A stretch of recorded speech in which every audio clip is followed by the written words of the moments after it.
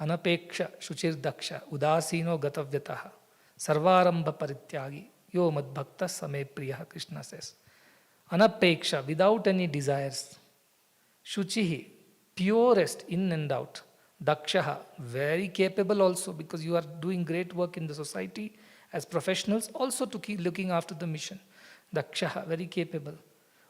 Udasino gatavya, udasina, unattached. Doesn't get excited when things happen favorably, doesn't get depressed when things go the other way. Absolutely equanimous. Gatavyataha, whatever comes and goes is a part of the divine Leela. Accepts it. Sarvarambha parityagi, and there is no sense of doership or initiation in that person. Everything is done by the divine. That kind of clarity is there. I am doing, I have done. These thoughts don't exist in such a person.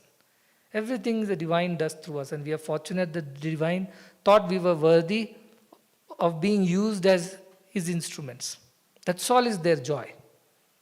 Nothing else excites them, nothing else makes them happier.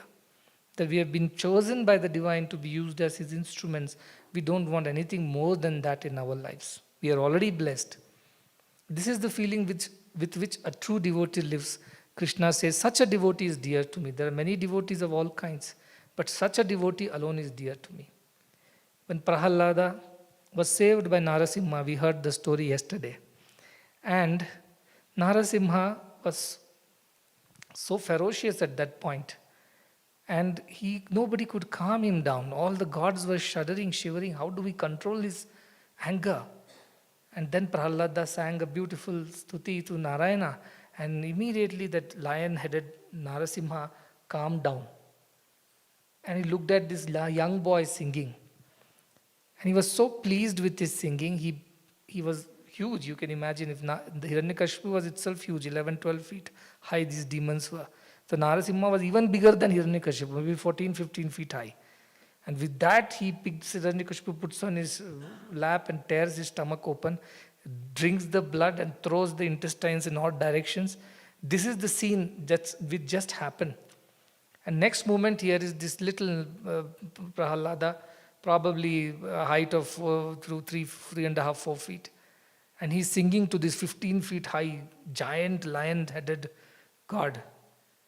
And then this god calms down and picks up this Prahalada, the same nails which had torn the stomach of the father, with great care, pick that Prahalada so that no scratch comes to that boy, and places him very gently on his lap and caresses him with his tongue, the scene of Bhagavatam. He licks the face of this Prahalada with his tongue, because that's how a lion can express love for his kid or cub. And Prahalada, he asks finally to Prahalada, Prahalada, I'm so pleased with you.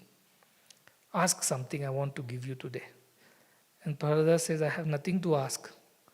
I'm fine. He says, no, you must. I insist you must ask something today. And Prahalada says, there is nothing to ask. No, I insist. And then Prahalada replies, Oh Lord, if you insist and if I must ask something to you today, then I am asking this one boon, that never in my life I should ask you for anything. Make me like that. That is desirelessness of a devotee.